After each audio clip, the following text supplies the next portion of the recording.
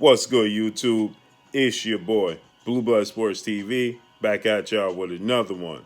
So, once beaten British heavyweight contender Dillian the Body Snatcher Whyte takes legal action against the WBC, MAURICIO SULAIMAN, president of the WBC sanctioned body, as he feels like he's been treated unfairly in his quest to become a WBC heavyweight world champion, right? He's been the mandatory challenger. He'll let anybody that put a camera in front of his face or a microphone, he'll let you know he's been waiting for 600 days for his opportunity to become a world champion, and for that matter, just to fight for a heavyweight title.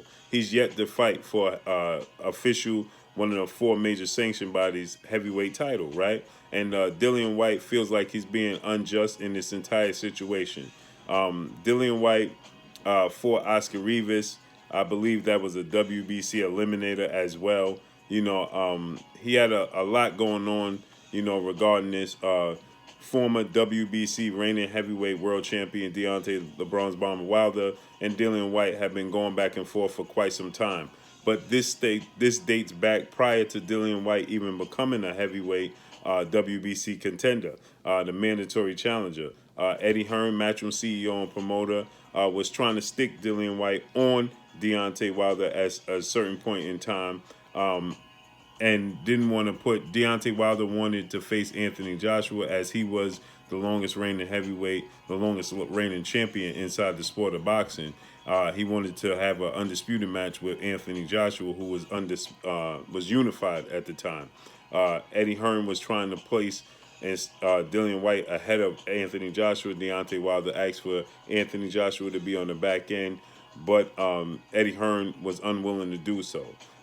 Then at some point in time, Dillian Whyte became the mandatory challenger for Deontay Wilder's WBC title, but Deontay Wilder satisfied the mandatory because Dominic Brazil became the mandatory as well. Dominic Brazil offered Dillian Whyte the fight, and the winner, becomes the number one, the contender. So Dillian Whyte was the number one contender.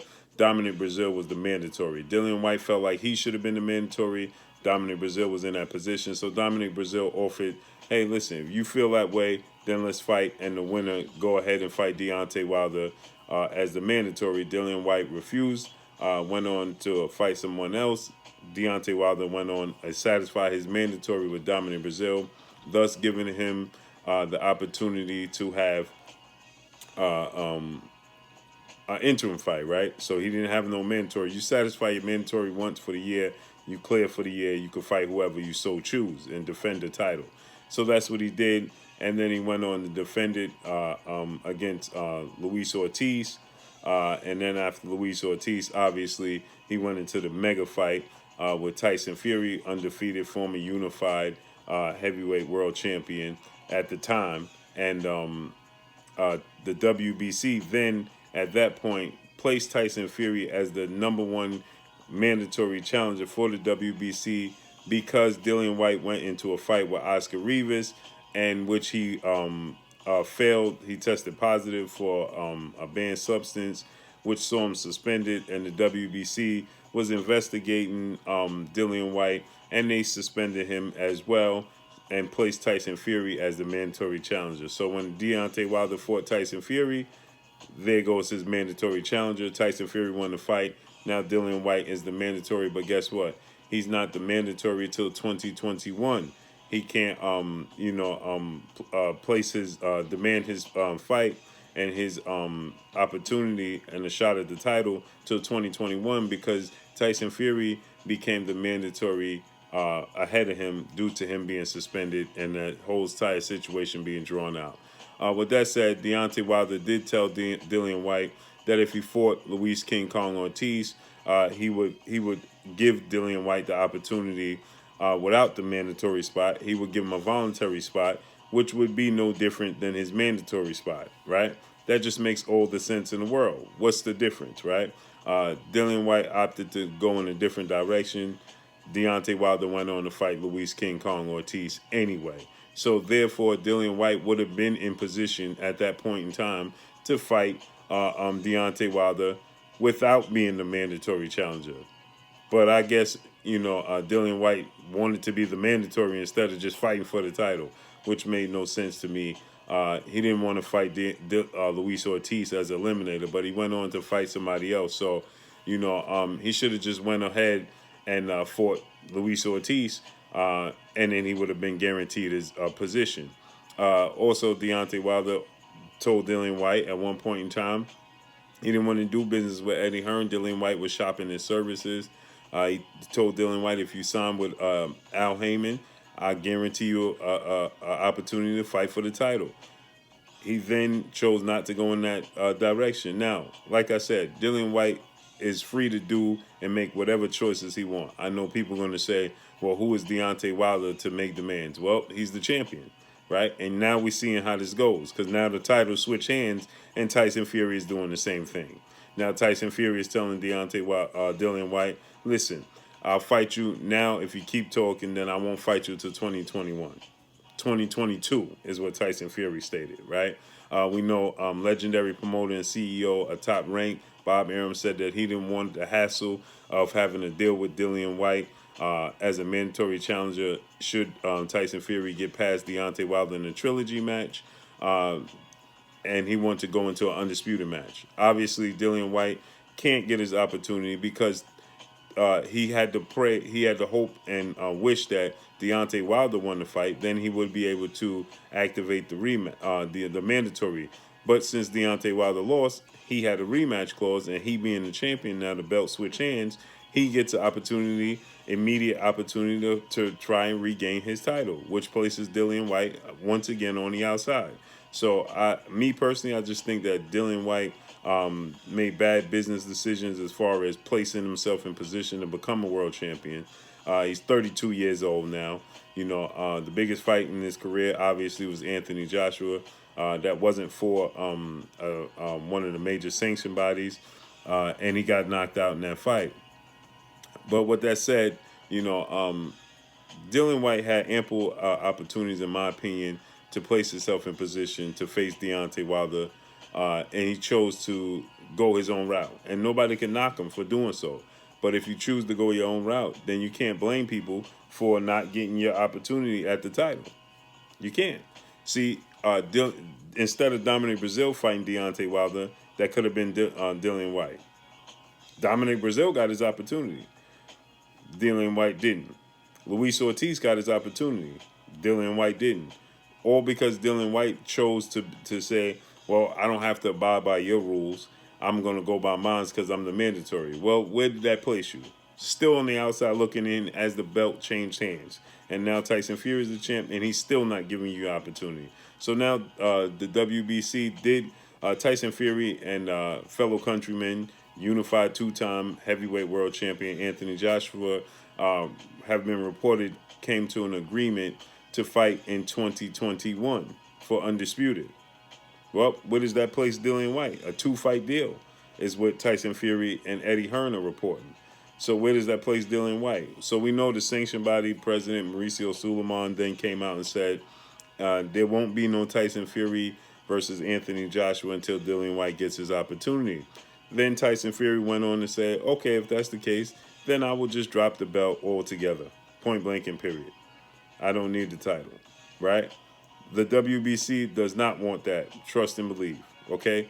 They want to be involved in heavyweight undisputed. So they're going to try to find a way to go around it. And I'm sure that that's what was taking place. And Dillian Whyte is not happy with it. So now Dillian Whyte decided to take legal action against the WBC and MAURICIO SULAIMAN and the sanction body. So we have to see how this all plays out.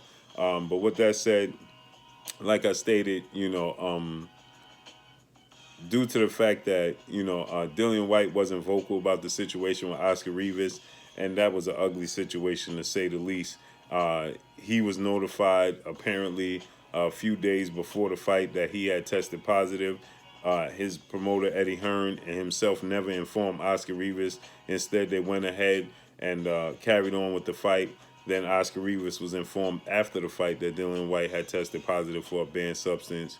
There was also a situation with the gloves where he changed his gloves at the last second, and Oscar Rivas and his team are claiming that they were not aware about this. So, there was a lot that took place. And UCAD, suspended Dillian Whyte, and it was just a rocky situation. Then Dillian Whyte got cleared at the last second, jumped on a card on Anthony Joshua and Andy Ruiz Jr. rematch in Saudi Arabia, and he fought Maurice Watt. He was victorious in the fight. He didn't look good at all. Then he wanted to demand his position back to be the mandatory for the WBC. WBC placed him back in a position, but they said, listen, now you're going to have to wait until February of 2021. And Dillian Whyte is not happy with that position and that stance. But guess what? At the end of the day, the fact that Deontay Wilder has a trilogy match, a rematch clause, he's going to activate it. That fight is not going to take place till December of 2020. The date is actually looking like December 19th of 2020. And then obviously Tyson Fury is not going to fight again until at least March, April, okay?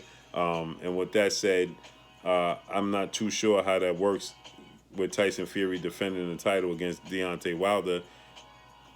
And he, because of the belt changed hands in a short period of time, Tyson Fury, I'm sure, is in a position where he could have an interim fight.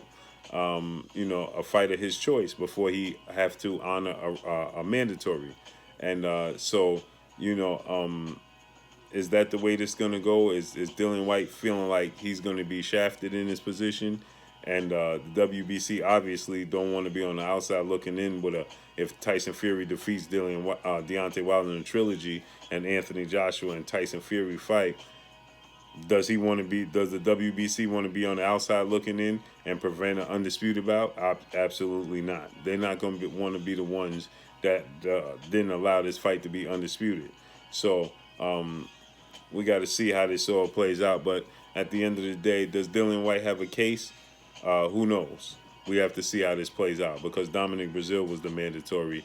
Dominic Brazil got his opportunity, so Deontay Wilder satisfied the mandatory. Then he was awarded an interim fight, in which he took the interim fight was Luis Ortiz. And then that could have been, so there's back-to-back fights and back-to-back opportunities for Dillian Whyte. He could have been Dominic Brazil and Luis Ortiz, and he chose to go in a different route. Then Deontay Wilder had the mega fight with Tyson Fury, and he lost, though the belt switched hands, and now he's looking to face off against Tyson Fury, but Tyson Fury is not interested in fighting Dillian Whyte right now. He's only interested in making big fights. So we got to see how this all plays out, right? At the end of the day, does Dillian Whyte have a case? He says 600 days since he was campaigning as the mandatory challenger and wasn't awarded his position. So to me, it's just an ugly situation all the way around. I just feel like in the sport of boxing, there is too many belts. They have interim belts. You have super champions. You have diamond champions. You have regular champions. There's just too many champions, in my opinion. And now the WBC created a franchise champion, what makes it even worse. So, we have to see how this all plays out. But in that instance, I think there's just too many belts, too much going on. There's too much confusion, in my opinion. So let's see how this all plays out. But Dillian Whyte has had enough in taking the WBC, Mauricio SULAIMAN, president of the WBC and the sanction body, to court to take legal actions against them. So let's see how this all plays out. But that's all I got for y'all. Y'all already know what it is. It's your boy Blue Blood Sports TV. Hate, like, comment, and subscribe. If you haven't subscribed, hit the subscribe button, hit the like button, hit the bell icon to get all the new notifications. Follow me on Instagram at Blue Blood Sports TV, all one word. Y'all already know what it is. Shout out to the entire LDBC. Shout out to New Media. Shout out to Black Media Row. Make sure you like and share these videos. That's all I got for y'all. Peace.